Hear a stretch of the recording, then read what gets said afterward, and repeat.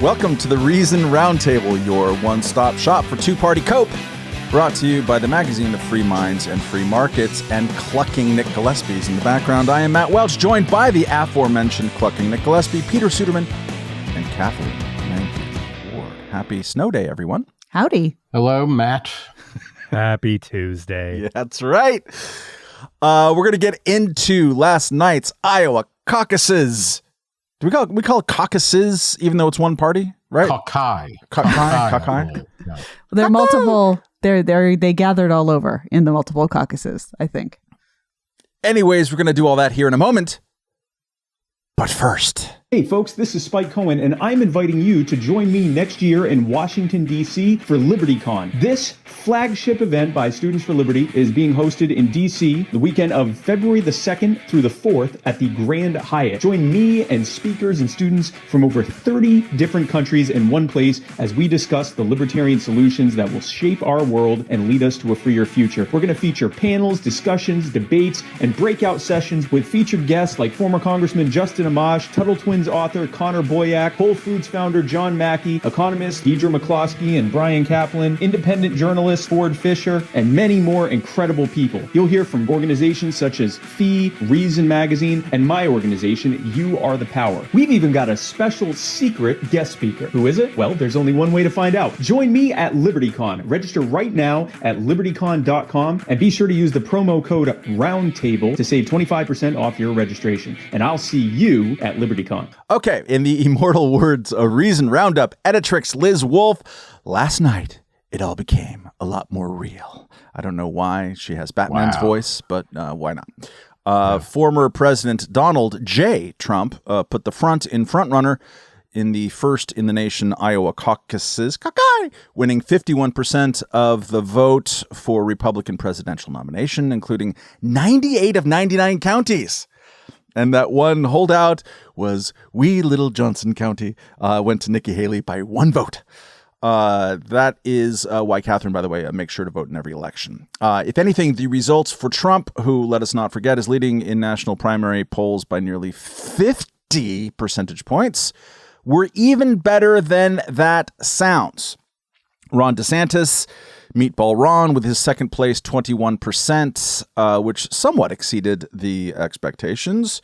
And Nikki Haley with her third place 19% were close enough to each other that they each punched their ticket into New Hampshire and probably beyond, thus cleaving the non-Trump field in two.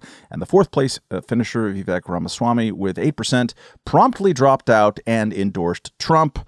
Likely ensuring that everyone who enjoys the phrase J6 hostages will consolidate under one candidate. So we seem to be a good deal closer than we were last week to the inevitable Trump-Biden matchup that literally no one in America wants. Or as Rachel Maddow would say last night, apparently on the MSNBC channel, our democracy is falling to an authoritarian and potentially fascist form of government. 11 months of this, people. Speaking of... She's on a 4-year time delay, so that was actually from 2020. Katherine, on the one hand, the Iowa caucuses did not, in fact, predict the future GOP nominations of Ted Cruz or Rick Santorum or Mike Huckabee. On the other hand, Trump obliterated the competition by a margin never really before seen by a non-incumbent. And then on the third hand, your gal pal Nikki Haley has halved Trump's lead in New Hampshire over the past month in the run-up to next week's primary. Where is your Trump inevitability needle right now, Katherine? And how does your robot libertarian heart feel about it? I deeply resent the phrase Trump inevitability needle and would like you to never use it again, please. But the New York Times was doing... I'm waiting for you to crochet me a sweater with your Trump inevitability. Wow, you're walking right up to the make me a sandwich line.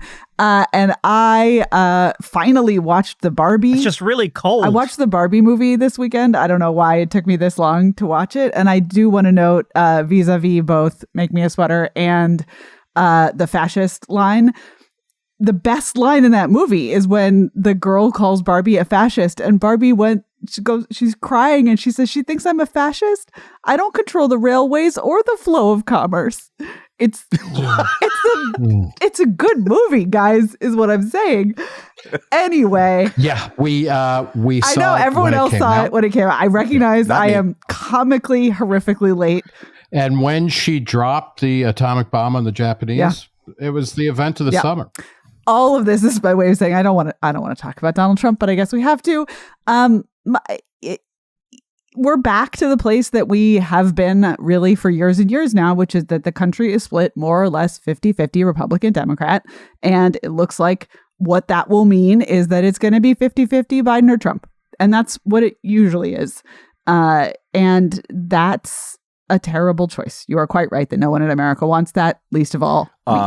Can I just make a correction of our humble leader, our humble yet fearless leader? The country is split 27%, according to new Gallup political affiliation data, Matt Welch, and you know where this is going. But the Democratic Party is at a low of 27% of people saying they affiliate as Democrats. 27% of people identify as Republicans. The rest are independent. So it will end up being 50-50 in the presidential race. But in fact, the number of people who are behind these two papier-mâché Mephistopheli is shrinking. You should write a book about that. Yeah. Nick, so that ties an all-time high, that 43% of self-identified independents. That's right. And this time we mean it, Matt Welch. And yet it stubbornly does not translate. When you look around right now. What do you mean it doesn't translate? Into presidential politics and voting. Or voting in presidential politics, if you prefer.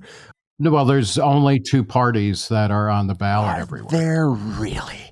There will be the Libertarian Party will be in 40-something probably ballots, I would guess. The Green Party might match its last election number of 30 state ballots, and Jill Stein's back in it, people. So that's exciting. Is that true? Oh man, I think I've been mentally filtering her name. Like I created like a. What kind of doctor is she? Is she like a dentist or? I used to know that information. I'm getting slow. I think she's like an internist. She's an MD, right? Again, I don't think she's not like Dr. Jill Biden she's a physician. Or Dr. Nick Gillespie. We'll get TV's Andy Levy to tell us that in she the gets halftime. co-payments. Just to follow up a little bit. Let me finish my point. No labels will probably shush. No labels will probably get on 30 ballots. RFK Jr., who is polling at 15%. We haven't seen an independent poll this high or a third party candidate poll this high. Shut up! In 30 years. So, Nick, I want you to weigh the positive, seemingly positive sort of conditions for a third party candidate with the kind of seemingly inevitable needle of negative polarization. Do you have optimism for third party ish stuff given that that kind of positive vibes coming out right now? Yeah. So in 2020, only 2% of voters voted for a third party candidate. In 2016, 6% did, including our glorious two-term governor, toe-missing, frostbitten Mount Everest climber, Gary Johnson. We've seen that toe. Doing it pretty substantially. I think this is the real wild card in this election because Kennedy is an awful candidate. He is basically an insane conspiracy theorist, as we have well documented at Reason. I don't necessarily hold that against him, but I think he's going to have a pretty big impact, or could conceivably have a big impact. But the main, you asked, Matt, why doesn't this translate into presidential whatever? It's like because we have two parties that dominate. I suspect, or this is, I predict, I prophecy. I'm putting on the hat of Tiresias. This is the last election where the Republican and Democratic parties, as we know them, run candidates. By 2028, there will be a major realignment. It's not necessarily going to be better for libertarians, but this is it. You cannot, Donald Trump is not a Republican in any meaningful way other than that he commands about 95% of people who call themselves Republican. But he is not free trade. He is not, he's not for open borders or any kind of immigration. He is something different. And I think we'll see a major realignment after this. But in the meantime, it's like, hold on to your seats. Would point out that RFK, also according to Gallup polling from last week, has by far, the most positive vibes coming from the electorate. His net favorability rating is actually favorable, unlike those of Trump, Biden, Nikki Haley, and very quickly, the specter looming over all of this. I don't think it has to do with Donald Trump as much as it has to do with Joe Biden, who, and this is something in the media, and if you live in D.C. or New York, it is hard to remember all the time. Joe Biden is less popular than Donald Trump was at this point in Trump's presidency. Joe Biden is a complete, according to Real Clear Politics, their average, his approval rating is lower than Trump's was at like week 150 or whatever we're at. Biden is making all of this possible because he is a massively unpopular figure in American politics and does not have, he is not generating any heat or warmth out of Democrats. There was a good piece by Jack Schaefer on that point about 8 days ago that I commend people to read. Peter, we get to allow you to talk now. You're from Florida. We know, because you've been very articulate and also clean over the past several months, talking about your personal and substantive policy disagreements with Florida Governor Ron DeSantis. But let's put on your no, really, I'm a normal person hat for a second here. How, even though he did slightly better than we expected in this caucuses, man, 12 months ago, he was polling within 15 percentage points of Donald Trump. He looked like the guy who could challenge him. He's had a really, really bad 12 months. What is your analysis for why his campaign has performed so poorly so far? So the first thing I want to say is that instead of the Ron DeSantis campaign, we should have had another Marvel movie. Because as much as I have stopped enjoying Marvel movies, they cost about $200 million. And that is what Ron DeSantis has spent to make his poll numbers drop massively over the course of the last year. And I would have just rather had Black Widow 2, as much as I thought the first one was kind of mediocre. I liked it. Yeah, it was all right. So Ron DeSantis did not run a particularly good campaign in a bunch of ways. I think his campaign resembles two different candidates, one Republican and one Democrat, who failed to become the Kree and presidential nominee. Skrull, maybe? Yes, exactly. No, Elizabeth Warren and Scott Walker, both of whom were party elite favorites, who were planners.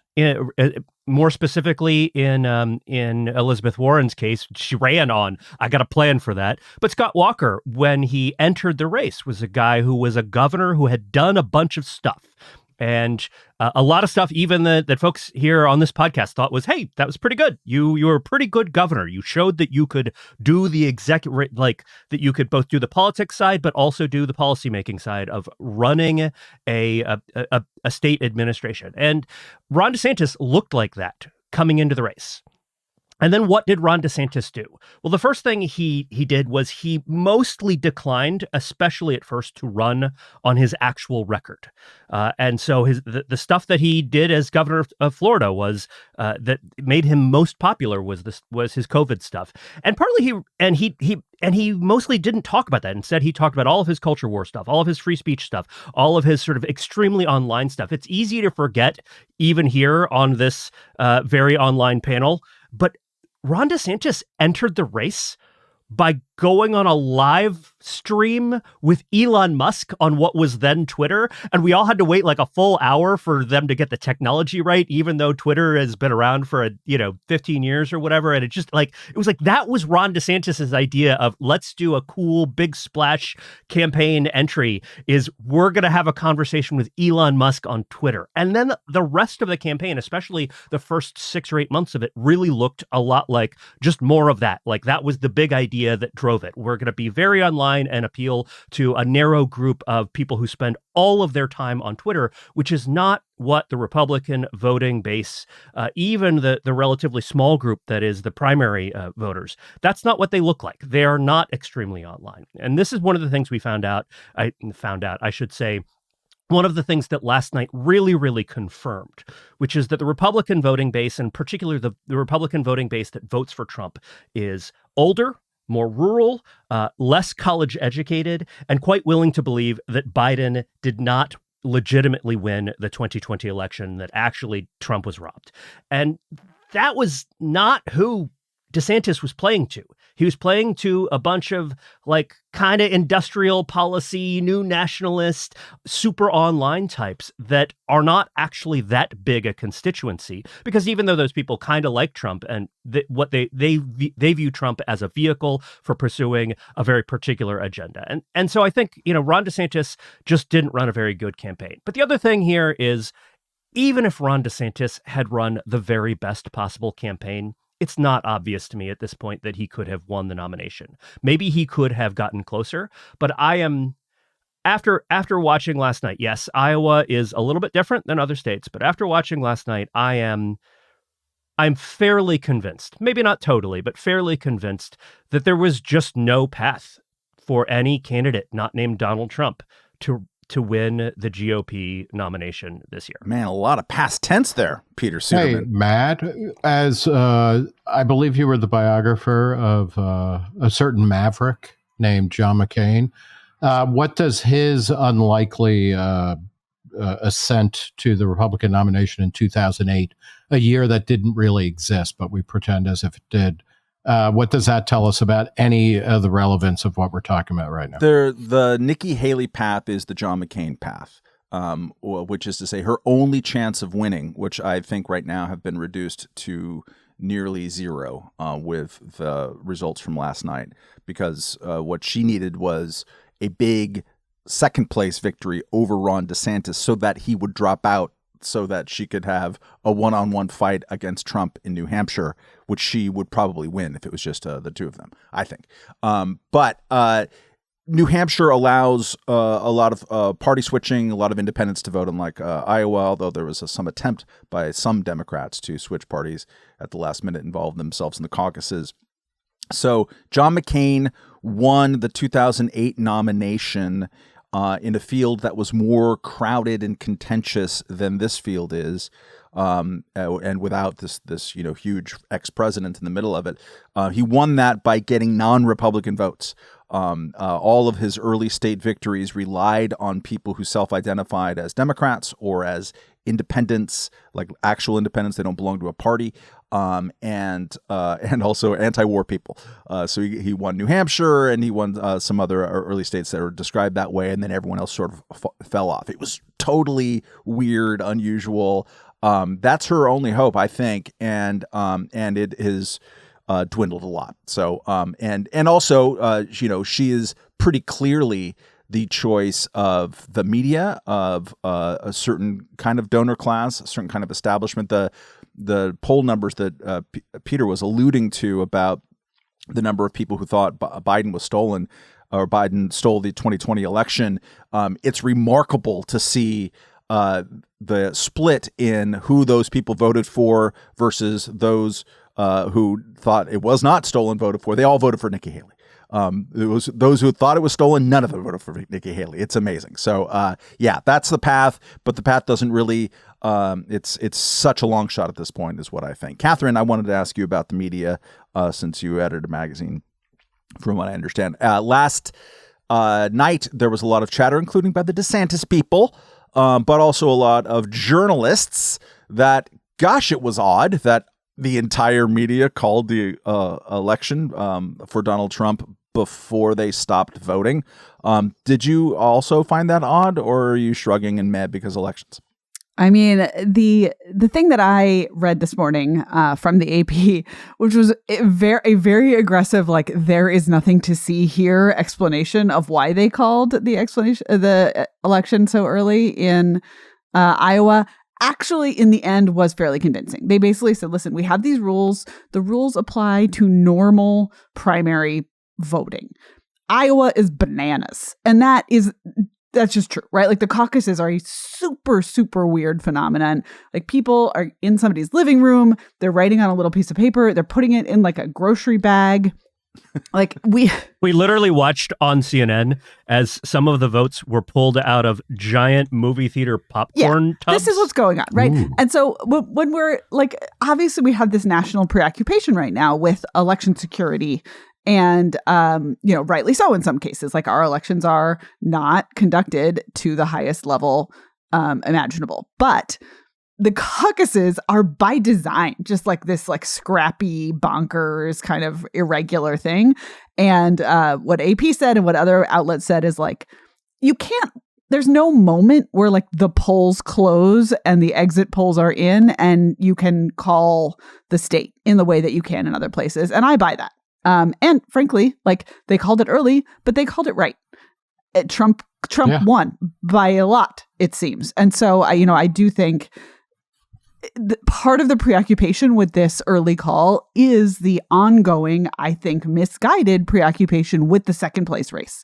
And like we are guilty of this too at Reason. Like, okay, who's in the debate? It's Nikki Haley and Ron DeSantis, so I guess we'll cover it because what we do is cover debates. Like, who is competitive in a result in the caucuses? It's Nikki Haley and Ron DeSantis. So we want to wait and cover it because that's what we cover. But Donald Trump has broken all of these things. He's not participating in the normal stuff and people still like him. And he really did win. So I think the obsession with the early call is very much a like insider media thing and that it didn't influence anything in the end. They could have been pulling actual popcorn out of those popcorn bins while watching Black Widow 2 if Ron DeSantis hadn't run. Use that freestyle soda machine too. Maybe Stubbs members, Peter, at the theater get 2 votes or something. Who is the worst what's the worst outcome for libertarians? So Trump, Haley, DeSantis, Biden. I mean, I think Biden is the worst outcome as president, but no, I think it's a real. I think arguably Haley and DeSantis are far worse for libertarians than Trump. I mean, Nick, as someone who supported, I think, both impeachments of Donald Trump, it seems odd that you would think that Biden is a worse outcome than Trump. I think Trump's behavior on January up to and including on January 6, 2021 is a disqualification. I agree with that. And so I put him on a category of worse for me, but I don't speak for libertarians, certainly. And with Biden, I noted in a pre-election video, whatever it was, 2020, that there were 11 trillion reasons to be really worried about Joe Biden, which had to do with his promised increases in spending, which he's doing pretty good on committing. Peter, you were interjecting. Yeah, just a quick note that it's worth remembering that when Donald Trump didn't win the Iowa primary, his reaction was to say, the Iowa caucus, caucus. Yes, the bird squeaking noise. His reaction all those years ago was to say, actually, this is rigged and I did win. And it turned out to be a preview of his reaction to losing a presidential election in 2020. And so that establishes a pattern. 2020 was not a one-off. And that's why I think there are certainly very big and important ways in which Donald Trump is obviously worse than any of the other candidates. Because if you want a functioning government, you can't get to the policy level of things until you have a basically functional democracy that says we accept when we lose and violence is not an appropriate reaction to that. And Donald Trump failed that test. I agree. But it's not just Donald Trump. It's the whole ecosystem that gets put into place. It's not clear to me that America under Joe Biden and the Congress that got elected, et cetera, is radically different or worse than it was under Trump. And I think a Trump 2.0, if this is what we're reduced to, is Biden second term, Trump second term, I suspect that the kind of shock to the system will ultimately be more beneficial if it's Trump as president. I think it's really reasonable for libertarians to do what several of the libertarians that I know in Iowa did, which is none of the above. Iowa caucuses let you do a none of the above vote. And that is something that, frankly, I would love to see on the national level. I would go vote just to be able to vote none of the above, actually. So there's a loophole in my non-voting principle. And move to Nevada. I think to ask questions like, well, which one is better or worse for libertarians is to miss an opportunity to also just say none of the above, like not this system, not these candidates, none of this. And of course, in the end, we will have one of the above and we can talk about that. But, when Peter was mentioning about Trump contesting the original Iowa caucus vote, it reminded me, I have like a rule that I try to follow in hiring, which is when you do a job interview, and arguably the Iowa caucuses are like somehow a job interview for president, the little thing that bothers you in the job interview, when you say like, oh, this seemed like a really good candidate, but it was weird when they did X. Like, it was weird that they rescheduled twice. It was weird that they talked a little too long. It was weird that they said this thing. That's the thing that will be the biggest problem with that person as a colleague and an employee later on. Like, you have to listen to the little voice that's like, that was weird. Because I think if America had listened to the little voice that was like, what do you mean you won the Iowa caucuses, my dude? No, you didn't. We could be in a very different place right now. Can we call that the "that was weird" rule? Yeah, that was weird. I think I really genuinely think it works for candidates. You're like, this candidate could be an okay president, but it's weird how they X. Mm-hmm. And that's the thing. That's the war they start. That's the disastrous new, cabinet level department. Obviously the stakes are much higher in this case than when you hire like an assistant editor at Reason. So speaking of that, Nick, we don't have either Vivek Ramaswamy or Chris Christie to kick around anymore, at least in the Republican primaries, because the Libertarian Party has been sniffing around Vivek, and No Labels is trying to butter up the former New Jersey governor, which is a nice mental image. That makes sense. Would you like to deliver eulogies for either one of their GOP campaigns? No. Okay. I don't. Yeah, I don't care. We come not to bury them, but to praise them. No, we come to bury them. Right. In an unmarked grave. So let's finish off this segment. Peter, we saw a slew of endorsements in the run-up before even the Iowa caucuses, including former very strong-throated Trump critics Marco Rubio, Little Marco, and Mike Lee coming out for Trump, with Lee saying that Trump delivered on promises, and that's more important than mean tweets. Rand Paul, after a bit of a tease, came out with a Never Nikki campaign.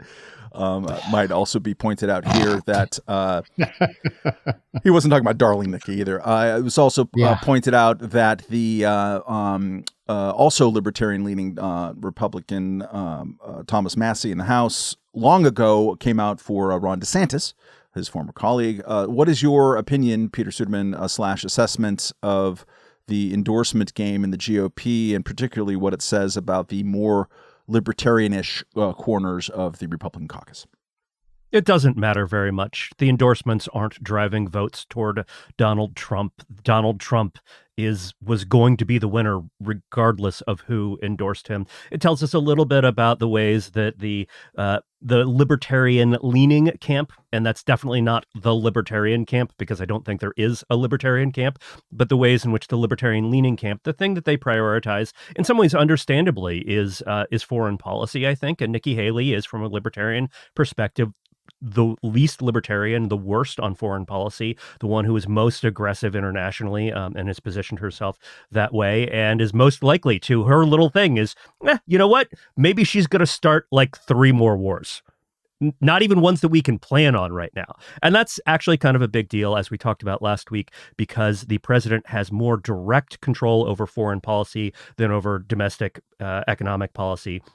And like I said, I find Nikki Haley's general normalness as a politician, her sense of competence and not being like just a bizarre person, I find that in some ways appealing. I also think that she is a reasonably good communicator, and like, again, just seems like somebody who you could talk to and sort of work with in some ways, and that is appealing. But as a foreign policy thinker, or sort of policymaker, she's awful. She is not someone who I would want in the Oval Office. And so I think it's totally fair for those endorsements to be anti-Nikki. But no, the endorsements don't matter very much. This was Donald Trump's race. He won it because there wasn't really there wasn't a real race here.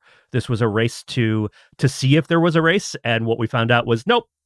Donald Trump is the incumbent in the Republican Party, and everybody's treating him that way. He's treating himself that way, and nobody has managed to make a convincing argument to the contrary. I mean, it tells you something that Nikki Haley has basically said, you know what, if Donald Trump's the nominee, I'm probably going to support it. I do want to note, Rand Paul did two things at the end of last week. One was his tease and then delivery of the Never Nikki campaign. The other was write an article for reason.com that was pretty good, that had nothing to do with anything. It was very good. Why America should be more like Sweden. It's not what you think. And it was a real study, and to me, not only it was a good piece, but also the duality of the libertarian-ish person in Congress, what that actually looks like. And it's just so often being forced to participate in the garbage that is actual electoral politics and politicking. And then also, by the way, the policy is good.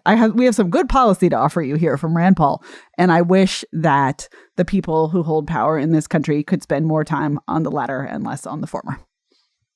I think he's going to release a libertarian-leaning Republican celebrity version of Imagine this week, Matt, just to keep himself in the press.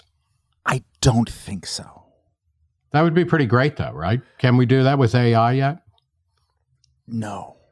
We can. We absolutely can. Are you kidding me? We absolutely can. I think I could have it done by the end of this for sure. Yeah. That's the kicker music on this podcast. Oh, totally. Ian, please make it happen. I would prefer not to. Bartleby the Scrivener. There's a fantastic AI thing that Stephen Hayden, the great rock critic, pointed to last week of Elvis introducing his band, like Vegas Elvis, and Stevie Wonder's on keys and Jimmy Page is on guitar, and for some reason Sheryl Crow is on bass. Why not? That was kind of like the AI equivalent of having 6 fingers or something like that. It's strange. As long as we're talking about AI bands and really, come on, politics is a nightmare. Google that image of a guy who said, I asked AI to create an image of the Beatles having tea in nature. No. And there are 5 Beatles. All of I've been in many conversations where people are like, which is the false Beatle in this? It's very funny. Many conversations. And there's jackalopes in the background. People verbally describing AI images has exactly the same vibe as people describing a dream that they had. It's not...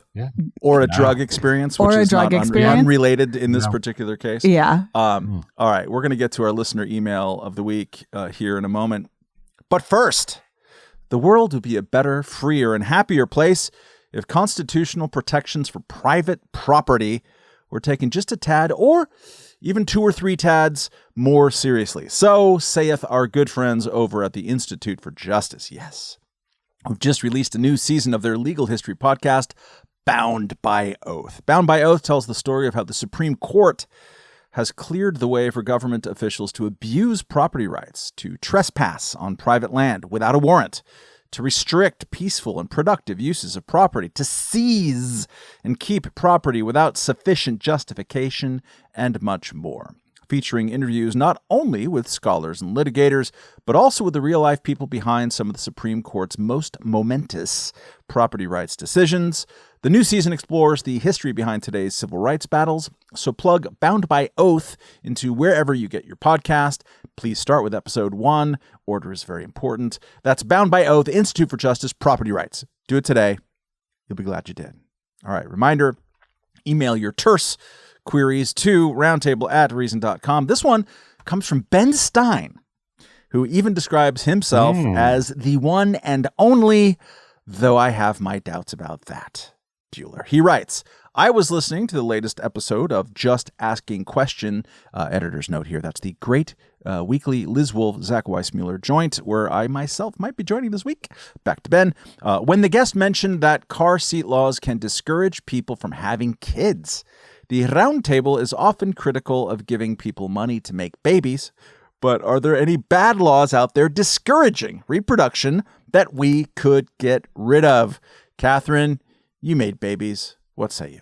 Yes. Reason actually covered this car seat thing in 2020. So this study has been lurking around for a while. And yeah, there was a study that suggested that the comically, insanely long period for which we now require not just car seats, but like big, bulky car seats and also kids facing backward up to age 2, might, on the margins, there might be some evidence that women either postpone or decide not to have a third child, literally just because they can't fit them all in the damn car.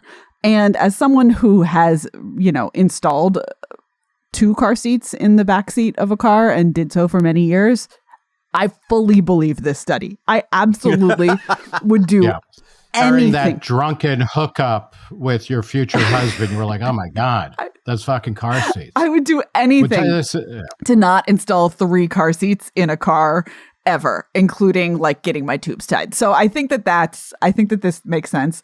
There are a whole bunch of other things, of course, that we could do that would make it easier to have kids, including DC has a requirement now that like daycare workers have to have a bachelor's degree or an associate's degree at least or something, which is insane. That dramatically raises the cost of childcare. However, actually, it seems like the number of kids that people have is not terribly subject to any legal intervention. You can't bribe people, but also just the cost kind of generically, which could be increased by regulations and that kind of thing, seems to matter so much less than general societal wealth overall and women's education levels. So I actually think it's probably a cool and good thing that there's almost nothing the government could do to affect people's decisions on this, except maybe get the hell out of the way of general prosperity, in which case we would probably end up with fewer babies, not more. Matt, I want to point out that our coverage of this study is junk science. It really is bullshit. And I think our coverage of it pointed heavily towards that. But, and Catherine is absolutely right. But if we want to make it easier for people to have kids, I want to suggest repealing child labor laws, because then kids would be 2 tiny little hands to work, not one more mouth to feed. Oh my God. And if that argument is true about immigration, and I think it is, it must axiomatically be true about children. Nick just wants nicer carpets, and we need the tiny fingers to work the looms to tie the knots. In so many electrical outlets and things like that, like, an adult hand can't get in there, but a kid's crawl space. It's called a crawl space for a reason. Yep. Those soccer balls are not going to sew themselves. Peter, can you make this all about zoning, please? No, I just don't think there's very much the government can do. This was the conclusion of Elizabeth Nolan Brown's really excellent cover story from last year. Storks don't take orders from the state. I wish I could take even a small amount of credit for that headline, but I cannot take any. It's excellent. That was also the Catherine first thought that one of up. 2 different covers within a span of months in which like a bird is in mortal peril. Like, I don't know what happened with us, but we have. What was the other one? Joanna? The other one was the Endangered Species Act at 50, which had the golden warbler with an arrow through its throat. Right. Yeah. But they were all part of the genus caucus. Yeah. No. It didn't. So my answer to this question, while accepting all the previous answers with the possible exception of Nick's, is that, and I think about this a lot. I don't know if I care for policymakers to be obsessing about birth rates, but I do care about people in positions of power and lawmakers making places more friendly for families and what that difference looks like. And the main thing that you can do, and this is a big difference from the California I grew up in and the California now, is that you can allow for a place to be much cheaper to live. It's amazing to me how much California has gotten old and less filled with kids. I grew up on a block with, and I know I'm sounding like an old fusty person.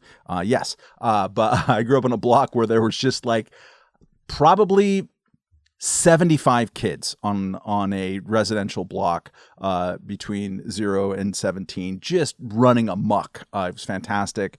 You go to the same block now, you go to the big parks that are in that area, and with the exception of soccer day, it is just, there's not that many people out there, partly because it's really an unfriendly place to live for families. California, I mean, or anywhere within like 30 miles of the coast in California, it's just way too expensive. So if you make building and land use just onerous in every kind of sense of development of it, and you price people out, they're going to leave. They're leaving New York City in droves right now, especially if you have families, if your education system sucks. K through 12 education as provided by the government sucks. The families are going to run away. If it becomes a lot more unsafe to live in certain places, they're going to run away. Texas is a lot cheaper to live in. There's many reasons not to live in Texas. I understand from some points of view, but the basic of like, I can buy a house for X amount and live here for X amount.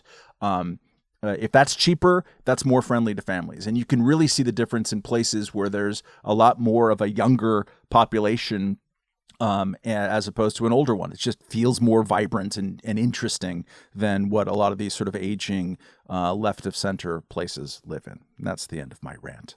All right. So last week, we don't have a... change your diaper, Matt, and let's get on with the next segment. Thank you. Old man. Last week, the United States and a small coalition, including the United Kingdom, began bombing separatist Houthis in the part of Yemen they control in retaliation for the Iranian-backed group continuing to fire rockets and missiles and pull off the odd hijackings of commercial ships attempting to travel through the Red Sea.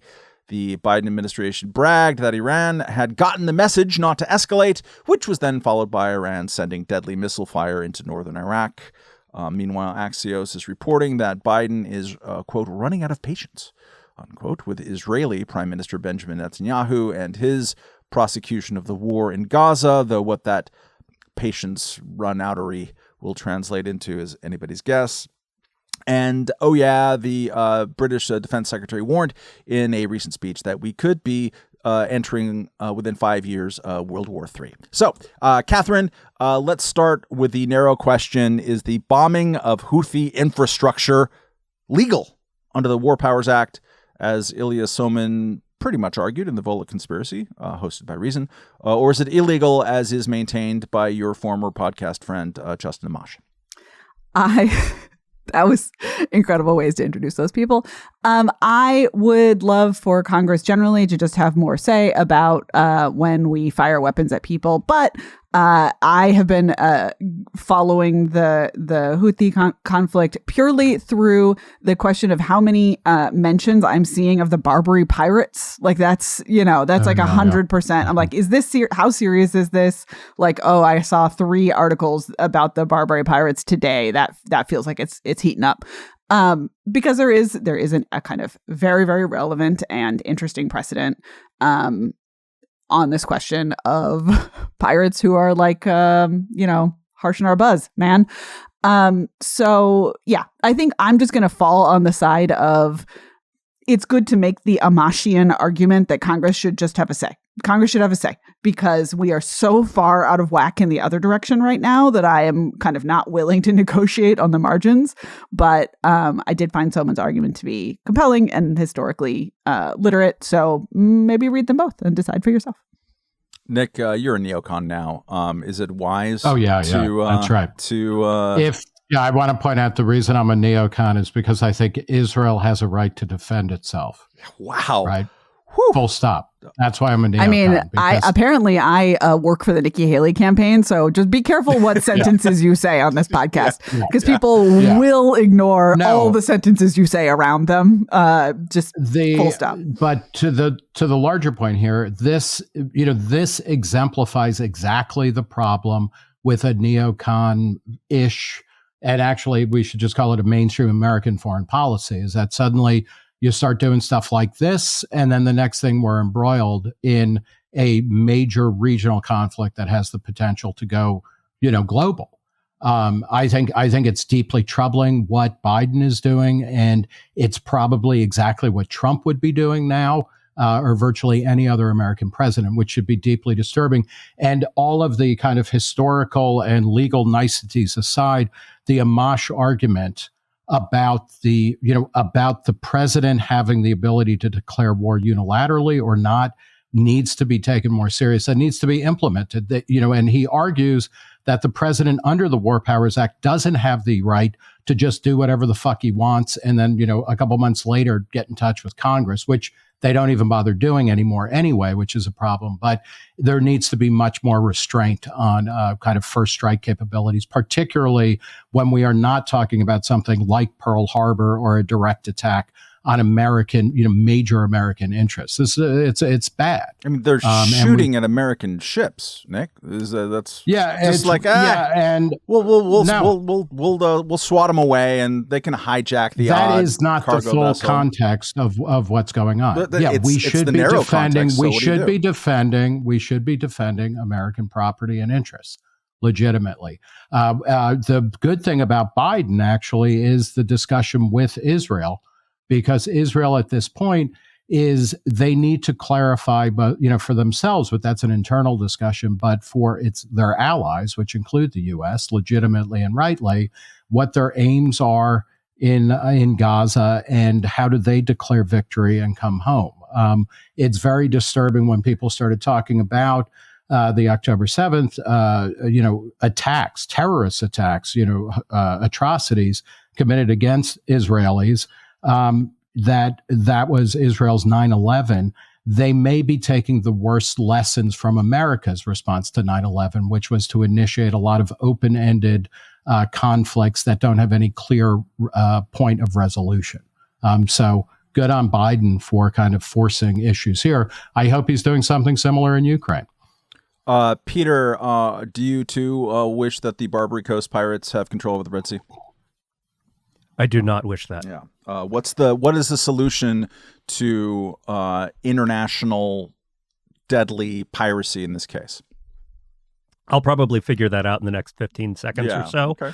So let me talk until I do. Yeah, it sounds. Oh wait, maybe let's not do that. That sounds. No, nobody has a solution here. The whole problem with conflict in the Middle East is that no one has been able to resolve that conflict in a way that is enduring and stable for decades.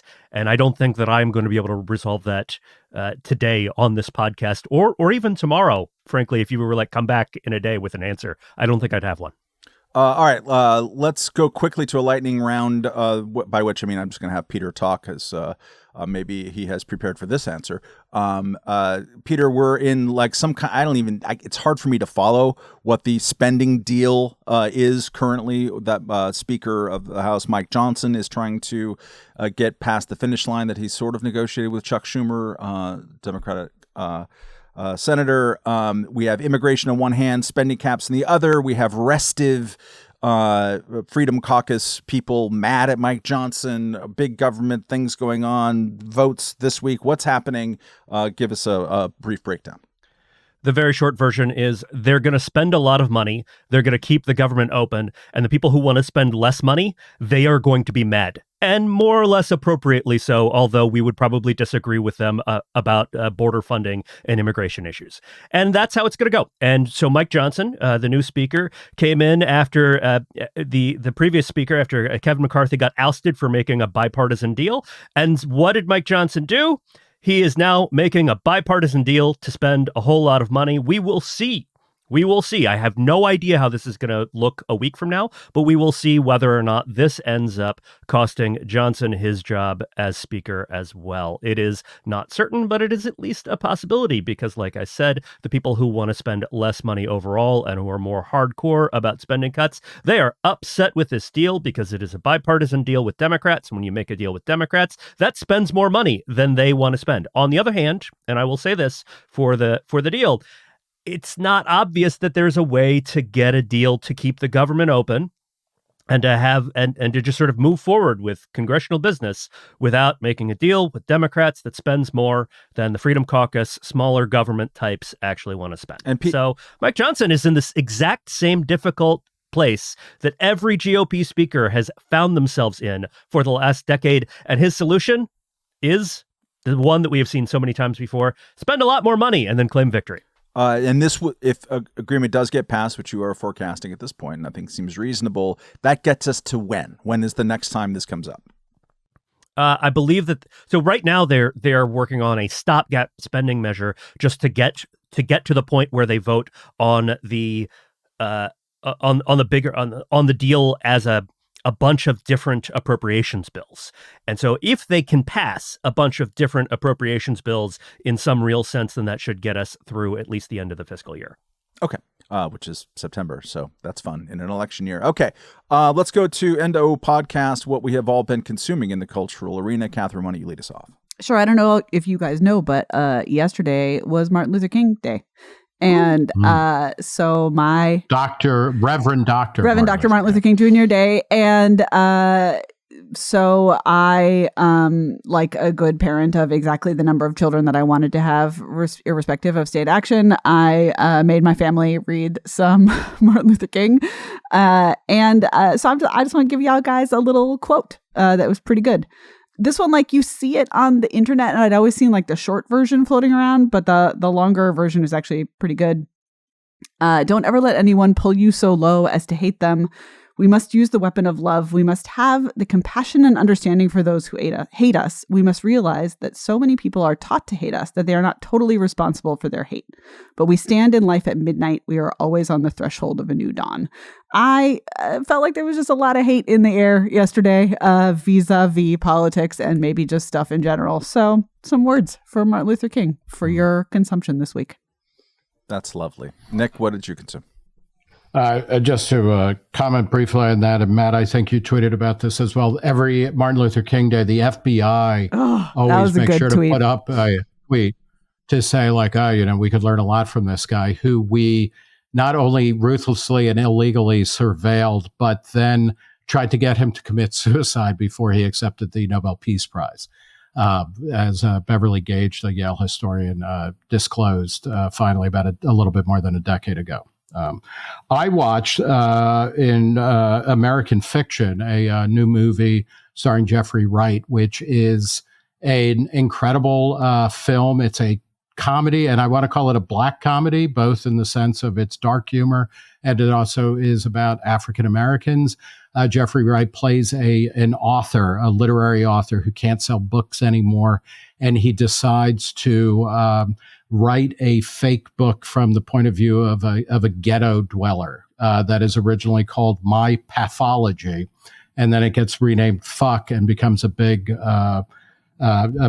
publishing event. It is a fantastic commentary on wokeness, on race relations, and it is not a kind of conservative attack on race relations or anything like that. It is a really deep-seated, fundamental critique of the way that we talk about race from a non-white perspective. And I super highly recommend American Fiction. It's funny, it's deep, and it is in theaters now. Awesome. Peter Suderman, what have you done? So Katherine's delightful reading included a passage, included a phrase, weapon of love, which is a good transition for my watcha because I saw the movie The Beekeeper, which is a movie about Jason Statham using weapons, but not out of love. So as you might have gathered from the title of the movie, it's about a guy who keeps bees. And also he kills people.